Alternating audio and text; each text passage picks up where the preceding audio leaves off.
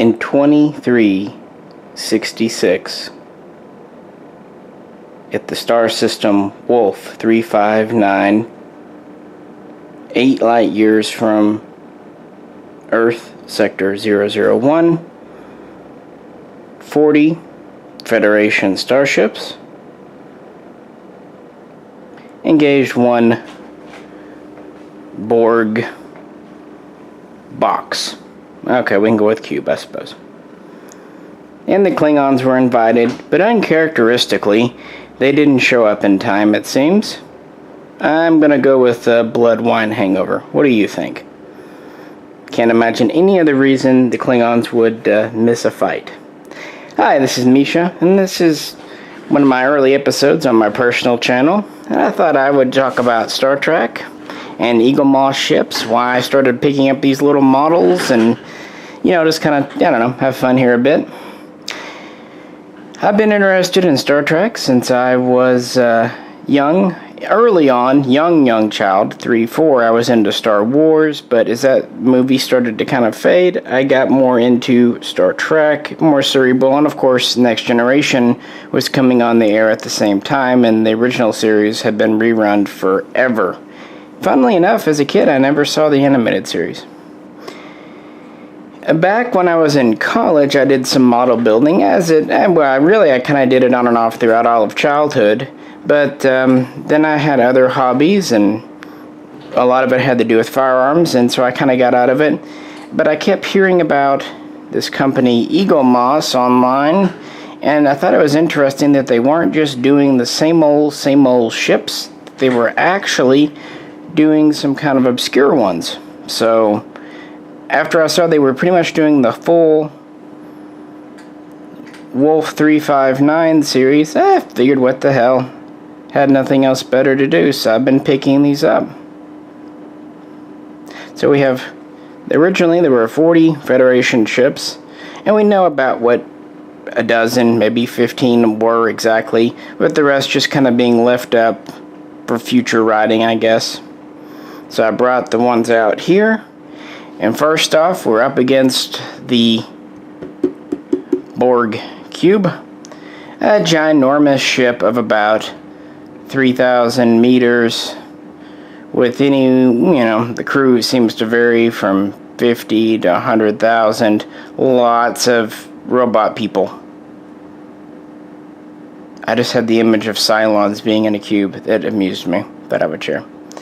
And that went up against 40 some odd Federation ships, 39 of which were blown up, either completely or partially, with 11,000 officers and crew losing their lives.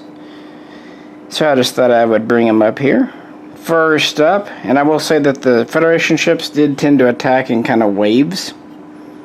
First up we have the New Orleans class, which is actually a really neat ship. I think for a long time, just reading online, this was pretty well a small galaxy, but it's really not. It's its own critter. It's its own thing. I'm just sorry, guys. Like I said, I'm just trying to make sure my camera's at least remotely pointing in the right direction. It has 2 pods on top and a third on the bottom, and those could be torpedo pods, or so it's said. Typical nacelles. It's essentially a frigate version, a small version of a Galaxy class. These were in service from the mid-early 24th century. And I believe that was the Kyushu. Next we have the ever-present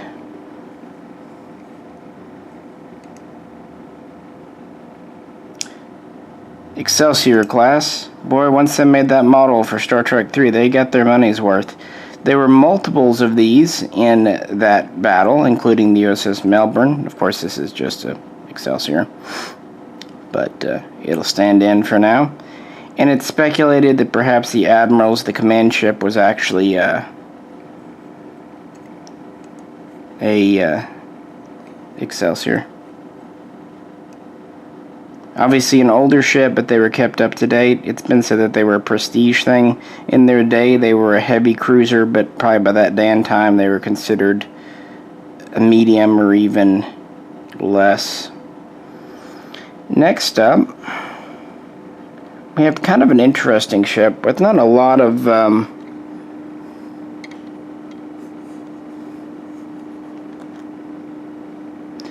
it's the Springfield class. It's just really another ship. Don't really know a lot about it. There's not much info. Again, it's another kit bash using a Galaxy parts. Remember, guys, when they were building these destroyed ships, these were all made in real time. They weren't sorry,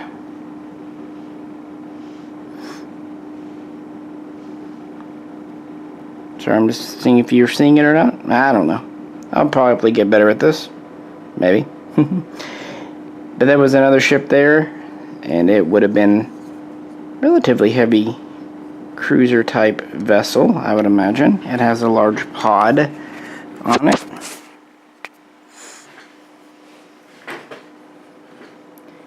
They pretty much sent the ships in waves, and so I've kind of arranged them here in little groups of 3. It's also why the Borg had an easier time kind of blowing them up. Next is a really neat ship, I think, and it's one of those exclusive things you don't see outside of these models.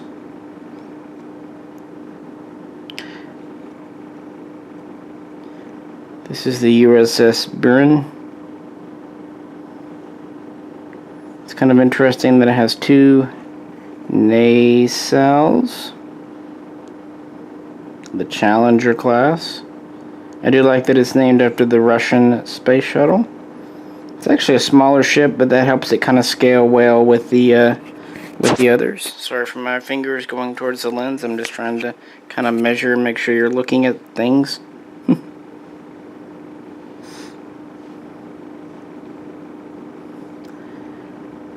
Definitely a smaller ship even in universe. They actually use parts from a Galaxy class and a submarine kit to make this. The submarine would obviously be in the back here. In fact, I think I had a submarine like that when I was a kid. A model kit. Reminds me of one anyway. And this is one I was really happy they did. Here. Move this around. This is the Freedom class USS Firebrand single nacelle ship. It's just cool. This is the only single nacelle ship to date on camera that's technically canon, although there was others like the Saladin, which I had a small model of as a child, as well as the Hermes. We've got a large nacelle for the size of saucer. Also, we have a large cannon underneath, which should have been helpful, but wasn't, because Borgs adapt and such. Why not? I like to think of this as kind of a fast response ship, maybe a routine patrol type thing. It's classified more or less as a frigate. Here is another one.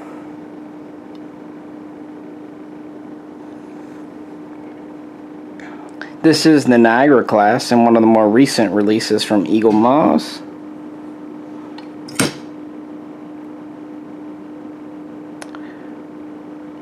It's a 3 nacelle, but instead of being more of a dreadnought style, the other one's on the bottom. So that's a thing.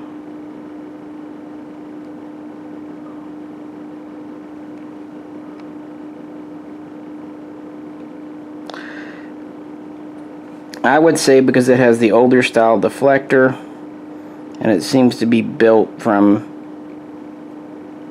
some ambassador stuff, that it is probably an older type ship, probably was pretty fast, or at least an experiment in its day and time. I heard it knock one. Yeah, that one always likes to come off. What can you do?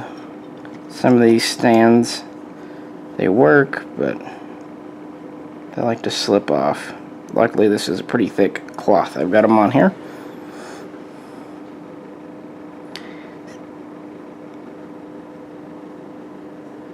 One thing I've noticed about, going back to the Challenger here for a second, it sure looks like the saucer, the way they made it. Not Eaglemoss, but the original one. Like they took two halves of a Galaxy class and put them together to make a different shape, but it's very bold. And I say that because, again, remember, they're kit bashing. Now when you come to this one, the Challenger, excuse me, the Cheyenne,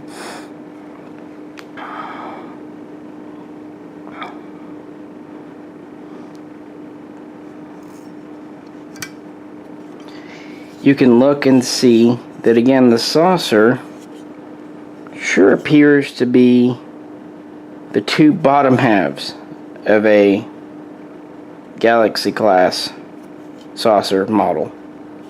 Something I haven't seen mentioned anywhere, but it sure seems true, just based on how they're made. If you have one, check it out. Anyway, this is a 4 nacelle cruiser type.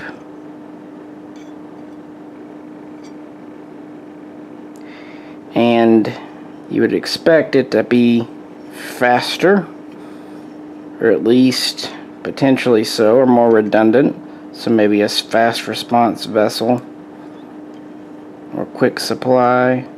This is really hard to put on the stand when you're doing it with one hand. I'm just going to sit it down, or maybe flip it over.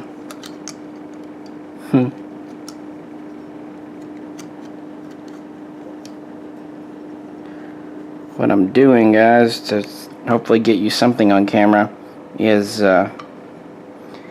holding it against my head and then kind of pointing where, doing that so I can at least do something.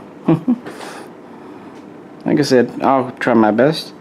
Next up, we have the Nebula. Now, this isn't the exact Wolf 359 variant, but it'll do. This is the Phoenix, but you get the drift here. Essentially, this is a medium cruiser complementing the Galaxy. It's essentially the Miranda. It has interchangeable pods on top, about the same size saucer. And several of these were at that battle. In fact, that's the first time the so-called Nebula prototypes appeared. But they would be in Season 4 of Next Generation as complete ships. This one here would be the first one seen not blown to bits. So moving on.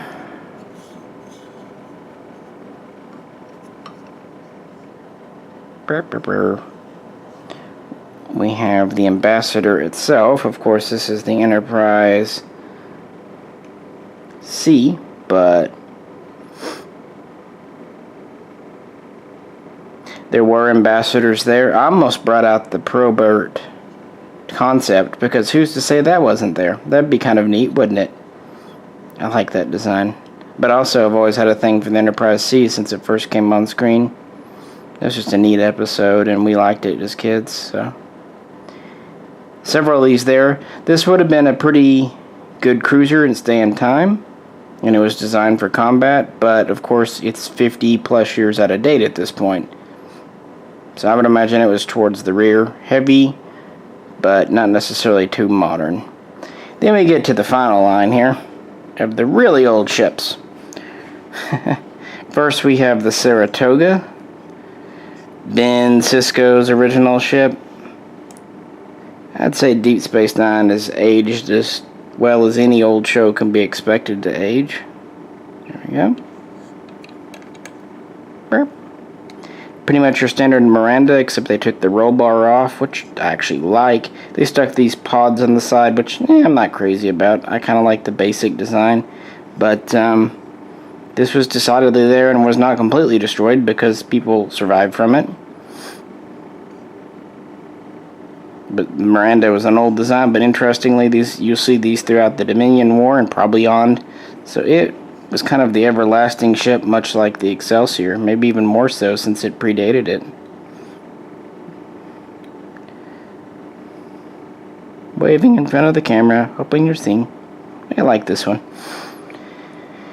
Next up, I brought out one of the Enterprises. I'm not sure if it's the refit or the A, because they're very similar except for paint jobs, at least in the Eaglemoss series. Maybe you guys can see that. And there was decidedly a constitution there. Now, real world explanation, they were populating the junkyard of wrecked ships, and they pulled out the blowed up ship from Star Trek 3 and threw the lower section in, not thinking anyone would notice, but of course Star Trek fans. So we can say that there was a constitution there, which makes sense. This being close to Earth, probably they were scrambling whatever ships were close to their home, and they may not have had the newest and most modern things around at that point. So it's possible. It didn't stand a chance, of course. And speaking of our final ship, the good old Oberth. It just wouldn't be a Star Trek without an Oberth somewhere, would it? I'm sure this is that one ship that survived, right? Someone had to. Now, it seems like a joke, but, you know, the Oberth being a science ship, again, it was probably nearby. Might have been a resupply, or heck, maybe even used as a medical ship, or it could have been used for sensors or, you know, science. Maybe they thought I had something on board. Maybe it was that phase cloak. You never know. Anyway, this is just kind of an overview video. I can do individuals, but there's lots of reviews out there, and heck, I am blind, so what am I going to say?